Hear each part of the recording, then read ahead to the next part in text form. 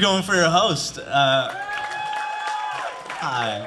My last name is Adams, so my first name is Chris, my last name Adams. 2 first names. Pretty easy, but it's fine. Hi, are you guys good? I'm actually really ecstatic to be here. I'm ecstatic to be anywhere, in fact. I've discovered the secret to happiness. If you're ever depressed about anything, just almost die. It'll cure you right away. And mine came at birth. Like when I was born a heroin baby, which I look at as a positive thing, because that means I kicked heroin at birth. Like I am 35 years clean and sober. Right? And when I was born, I was 1 pound, 7 ounces, which I don't know if it is street value. But judging from Breaking Bad, I was worth a lot. I was a little $1 million baby. It was adorable, you know? And that's why I don't do drugs now, because I've already had the best drug that there is, womb heroin.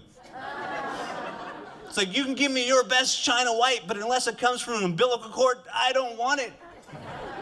It's like I need that placenta grade to get off, you know what I mean? The kind Mom used to make. Another reason I'm really happy is I grew up homeless. Anybody else? Okay, that's interesting. I was homeless, but I lived in a car, which I think is a positive thing, because that means my mom could never tell me to go to my room. You know? It's like, where else do you want me to go? The trunk? Yeah. Some people got to spend timeouts in a corner. I spent timeouts with a tire. And it was great. But the good thing about being homeless, like I said, is, living in a car, I got to look down on people that lived under the underpass, you know? Because there was a homeless hierarchy when they were below it. And it's like, that was our form of bougie. You know, everybody's got somebody. But my mom was also a prostitute. Anybody else? All right, fine. You know, whatever. My mom was a prostitute, and the good thing about having a mother that's a prostitute is that I know pricing. You know? In fact, I can say that I've been deeper inside of a prostitute than any man in this room. I was in there for 6 months, because it was premature, you know, math.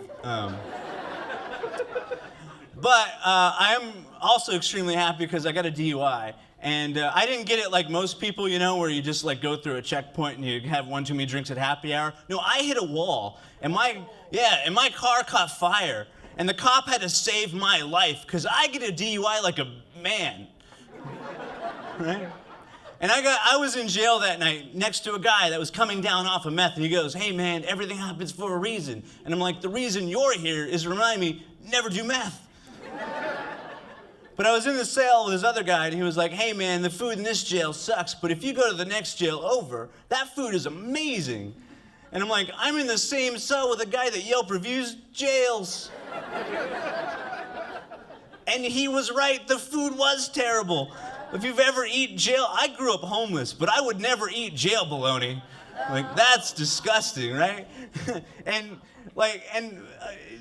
Actually, jail's not so bad because you talk. It's like camp, but you just can't leave.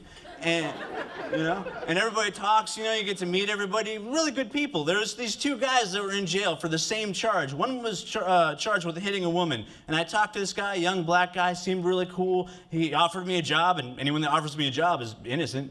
You know, I was like, this guy didn't do it, you know, it's not at all. But then there's this older black man that was also in jail for hitting a woman, and he goes to the phone and calls the woman he said he didn't hit. And the first thing he says on the phone is, "Bitch, I'll kill you." That guy did it. We all were like, give him the baloney. We just don't want to be near him. But I got out of jail, and it was actually not so bad.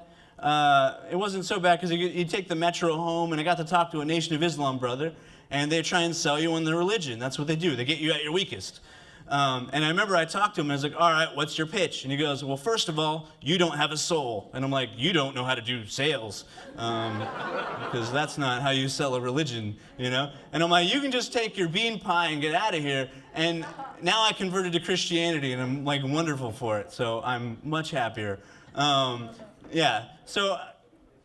Anyway, I will say this, I am doing wonderful in life. I'm succeeding at a career that most people fail, so I'm happy. And it's not that hard. My mom was a failure, so no matter what I do, I still fail up, you know? All right, hey, everybody, you guys have been wonderful. Thank you so much. Please enjoy the show.